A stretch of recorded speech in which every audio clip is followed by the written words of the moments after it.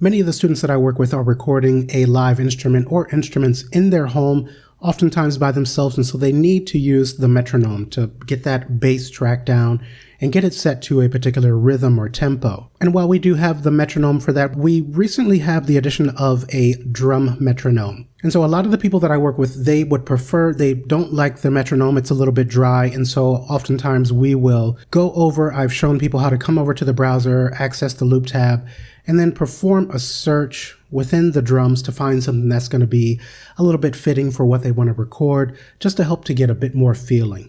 But if you've got a lot of sound sets installed, it can take a lot of digging to try to find something really quickly that's a full 4-bar or 8-bar loop that you can use. So we can make use of the drum metronome. So down here, if I go ahead and click once to activate the metronome, and let's just go ahead and play this back with the default metronome.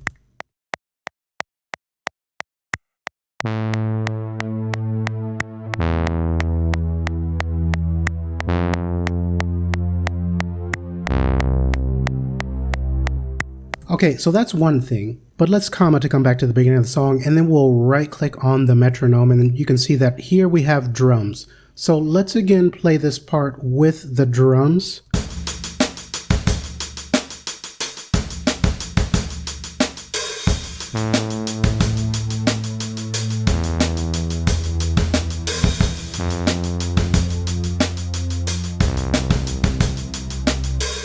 So that's just a little bit more fun and energetic to play to. And we've got a variety of different pre-made drum metronome beats that we can use. So let's go ahead and right click on our metronome button again.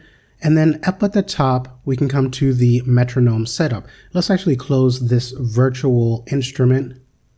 So when we have the metronome setup window open, we can always toggle that drum metronome on and off with this button. And just know that the metronome does have to be active. So if I go ahead and power off the metronome, we can no longer activate the drum metronome. So first we need to come here or click in the transport, or right click and just select drums as we already saw. And then down in the bottom panel, we've got our drum controls. So this is just one that I've selected here, but if we click on this drop down menu, there's a ton of different beats that we can make use of. So we'll go ahead and expand that rock back out, and then just as I select something here, then we can see that we have a play button.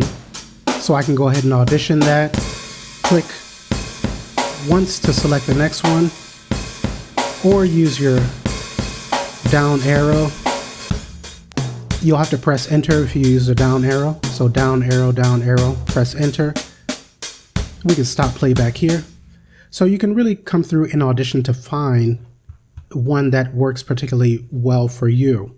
Now we can see the one that we're making use of here, the 80s rock. We also have a level control for that drum metronome. We can also choose the playback speed and whether that's going to be normal or double or half. And we can also render that drum metronome to a track. So if I go ahead and click on render, we have several options that pop up here. So by default, we're going to be on timeline start to session end. So if I were to go ahead and click OK on that, then this is going to render down that particular drum beat that we just heard from the beginning to the end of our song. Let's come up to the ruler, left click, hold and drag up. And this is going to be pretty far out here. That's going to be at 5 minutes because by default, when we create a new song, let's actually close this down for a minute. I'll control and end to bring up the new song. The length is set by default to 5 minutes. So let's cancel out of here and open up our marker track. And you can see the end marker is here. So that's why this is going to be extended out for that length. But let's go ahead and right click on this and we will remove that track. Let's right click again on the metronome button and come to the setup. And we'll again come to the render button. We can then choose to render a loop range. And that's basically going to pay attention to what we have set here. So we'll just come to 9, metronome setup. Let's render this out to the loop range. We'll click on OK. And then as you can see, it is within our loop range that we set up above here. We'll again right click and remove this track. Let's click on the render button again and take a look at the last option here, which is going to be render drums as instrument track. So let's go ahead and select that. We'll again choose the loop range because these are different than what we're doing here. We're going to actually create an instrument track or a MIDI track that's going to have a virtual instrument. So let's go ahead and click on OK, and we can see that that track has been added. And if I click on this, we actually have an impact that's been loaded. So if I play this back,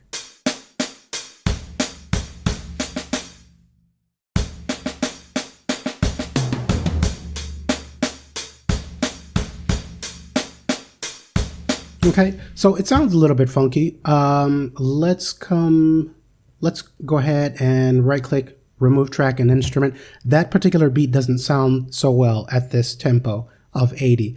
So let's again right click, come to the metronome setup, and let's collapse this rock folder, come to the funk and R&B, and let's try out some of these other ones.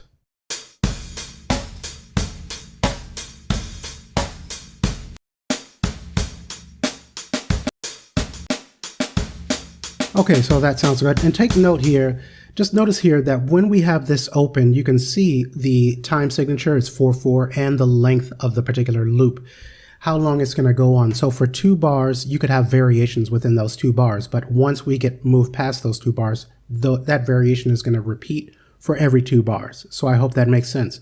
You're going to have less variation with this one here because we've only got 1 bar. But I like the way that this sounds at 80 or 90 beats per minute. So we'll go ahead and click on OK.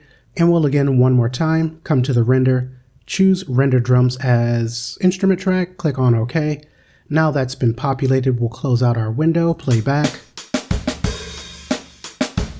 Let's double click on our MIDI part. So we actually have access to the MIDI data for this particular beat, and we can make changes if we want to. I'm not sure if that would really be useful if we're just using something to lay down some chords or melodies with our instrument, but just be aware that that is an option. Okay, so we'll wrap up here, guys. This has been a quick look at the new Drum Metronome, and this is day 5 of our 31 days of Studio Pro. If you're interested in one-on-one training directly with me over Zoom, you can check out the pinned comment below or the description area of this video for more information on that. And otherwise, I hope to see you in the next tutorial.